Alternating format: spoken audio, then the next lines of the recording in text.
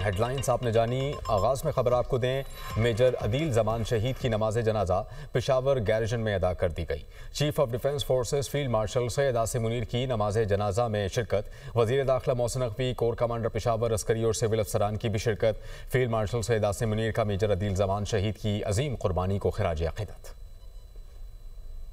Security forces का बाजौड़ के इलाके खाद में इंटेलिजेंस बेस्ड ऑपरेशन। भारतीय हिमायत याफ्ता फितनाल ख्वारिश के 5 दहशतगर्द जहन्नुम वासिल मेजर अदील जमान बहादुरी से लड़ते हुए दिफाए वतन पर कुर्बान हो गए। ISPR के मुताबिक हलाक दहशतगर्दों से असलहा और गोला बारूद भी बरामद किया गया। मारे गए दहशतगर्द सिक्योरिटी फोर्सेज और कानून नाफिज करने वाले इदारों पर हमलों और बेगुनाह शहरियों के कत्ल में मुलव्विस थे। इलाके में मजीद भारतीय हिमायत याफ्ता ख्वारिश के खात्मे के लिए क्लियरेंस ऑपरेशन जारी है। शहीद मेजर अदील जमान की नमाज जनाजा पेशावर गैरिजन में अदा कर दी गई। Army chief of defence forces field marshal Syed Asim Munir ने नमाज जनाजा में शिरकत की। वजीर दाखिला मोहसिन नकवी, कोर कमांडर पेशावर, फौजी और सिविल अफसरान और अवाम की बड़ी तादाद भी शरीक हुई। फील्ड मार्शल सैयद आसिम मुनीर ने मेजर अदील जमान शहीद की कुर्बानी को जबरदस्त खराज अकीदत पेश किया। फील्ड मार्शल ने CMH पेशावर का दौरा भी किया। ऑपरेशन के दौरान जख्मी होने वाले जवानों की अयादत की और उनके हौसले और इस्तेकामत को सराहा। कलअदम BLA की बड़ी साजिश नाकाम। कम उम्र लड़की को दहशतगर्दों के खुदकुश मंसूबे से बचा लिया। वजीर दाखिला सिंध ज़ियाउल हसन लंजार ने कहा कि रियासत मुखालिफ अनासर ने बलूची लड़की की कराची में खुदकुश हमले के लिए जहन साजी की। इंटेलिजेंस एजेंसीज की कामयाब कार्रवाई के नतीजे में लड़की को रोका गया।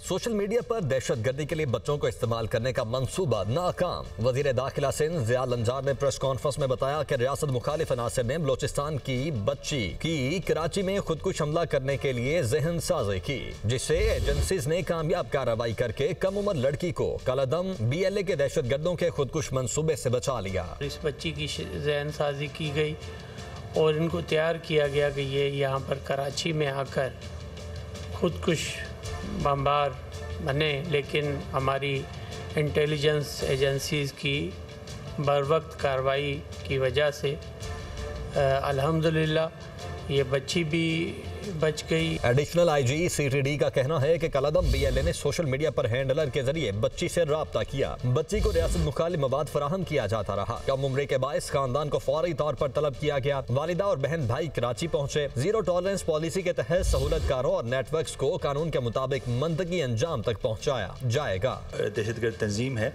BLA, उन्होंने इंस्टाग्राम पे उनके एक जो हैंडलर था रिक्रूटिंग एजेंट, उन्होंने इससे रब्ता किया। एक व्हाट्सएप ग्रुप में भी शामिल किया। व्हाट्सएप ग्रुप में मज़ीद उसको मवाद आता रहा, मज़ीद चीज़ें उन्होंने उसकी भेजती रहीं। फिर फैमिली को बुलाया गया, फैमिली के साथ उनको रीयूनाइट किया गया।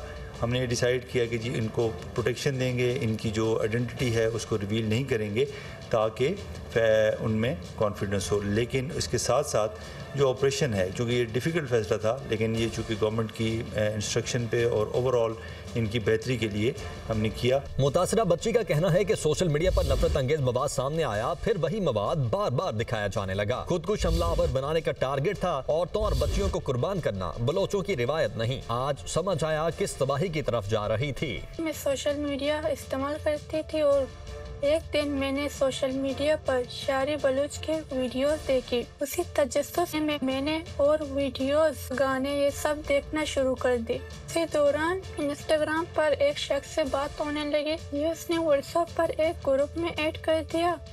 उस व्हाट्सएप ग्रुप में ऐसे वीडियोस थे जो BLA के नामों को दिखाया जाता था और औरतों को खुदकुश हमलों के लिए हीरो बनाकर पेश किया जाता था। जो लोग खुदकुशी को हल कहते हैं, वो अपने बेटियों को खुदकुश बम क्यों नहीं देते? लड़की की वालिदा का कहना था कि अगर कोई कहे बड़ा मकसद है इसलिए जान दे दो, तो समझ लो वो तुम्हारी जिंदगी का दुश्मन है। रियासत ने माँ की तरह मेरी बच्ची की जान बचाई और उसकी इज्जत भी मुकम्मल तौर पर महफूज रही। सोशल मीडिया पर दहशतगर्दी के लिए बच्चों को इस्तेमाल करने का मंसूबा नाकाम। मुतासरा बच्ची सामने आ गई। कहना था कि सोशल मीडिया पर नफरत अंगेज मवाद सामने आया, फिर वही मवाद बार बार दिखाया जाने लगा। राबता बढ़ा, लिंक्स और तकारीर भेजी गई और आहिस्ता आहिस्ता वही सब कुछ सच लगने लगा। जब राबता कार को मालूम हुआ कि मेरे वालिद नहीं हैं, तो हमदर्दी के नाम पर मुझे मजीद फंसाया। मुतासरा बच्ची का मजीद क्या कहना था, ये जानते हैं। पढ़ना अच्छा लगता था और मैं सोचती थी कि मैं एक दिन टीचर बनूंगी। एक दिन मैंने सोशल मीडिया पर शायरी बलूच के वीडियोस देखे। मुझे समझ नहीं आ रहा था कि एक पढ़ी लिखी औरत जिसके बच्चे भी थे वो ऐसा कैसे कर सकती है। उसी तजस्सुस में मैंने और चीज़ें देखना कर दी, वीडियोस, गाना वगैरह वगैरह। उसी दौरान इंस्टाग्राम पर एक शख्स से बात होने लगी। वो भी महरम के बारे में बहुत बात करता था। उसने मुझे एक किताब का लिंक भेजा। मैंने वो किताब कई बार पढ़ी। मुझे लगता था शायद इस किताब में कोई सच है। बाद में उसने मुझे एक व्हाट्सएप ग्रुप में ऐड कर दिया। उस व्हाट्सएप ग्रुप में ऐसे वीडियोस थे जिनमें BLA के कामों को दिखाया जाता था और औरतों को खुदकुश हमलों के लिए बहादुर बनाकर पेश किया जाता था। आगे बढ़ते हुए खबर आपको दें, शदीद धुंध के बायस हद निगाह कम। मोटरवे M2 लाहौर से कोट मोमिन, M3 फैसपुर से समुंदरी तक और मोटरवे M4 पिंडी भटिया से फैसलाबाद तक बंद कर दी गई। शदीद धुंध के बायस हद निगाह में कमी। मोटरवे M2 लाहौर से कोट मोमिन, M3 फैसपुर से समुंदरी तक और मोटरवे M4 पिंडी भटिया से फैसलाबाद तक बंद कर दी गई।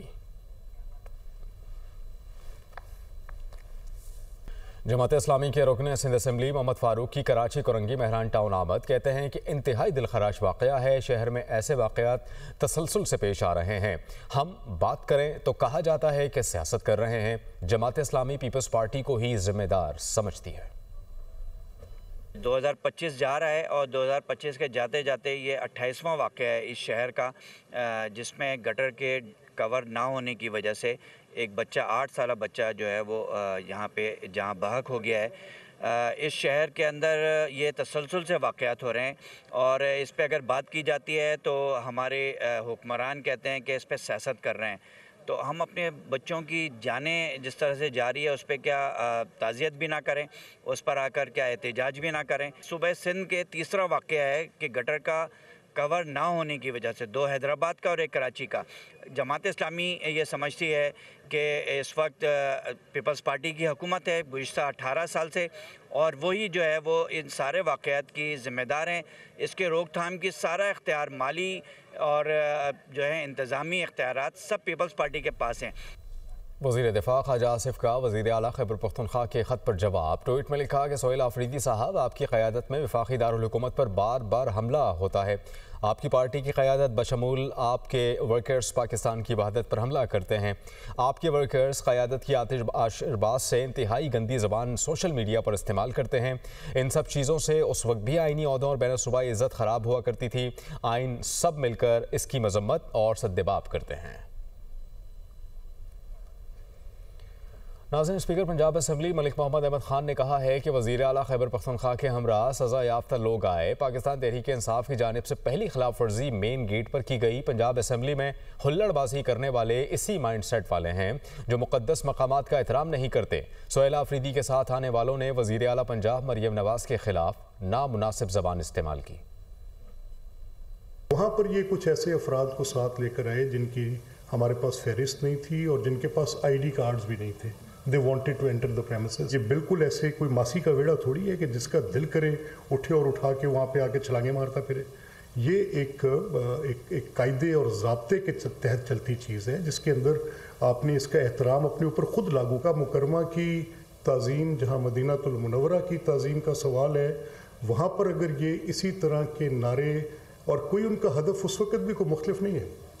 अगर यहाँ पर वो मोहतरमा वज़ीर आला पंजाब मरियम नवाज़ साहिबा के बारे में एक इंतहाई बेहुदा ज़ुबान इस्तेमाल करते हुए इस तरह की गलीज़ और अपनी जहनी पस्ती का इजहार कर सकते हैं जिस तरह का उन्होंने यहाँ पर किया, इसी तरह से मिलती जुलती उस वक़्त भी हदफ तनकीद ज़ात वज़ीर आला पंजाब मरियम नवाज़ शरीफ साहिबा की थी, उनकी फैमिली की थी। तो ये माइंड सेट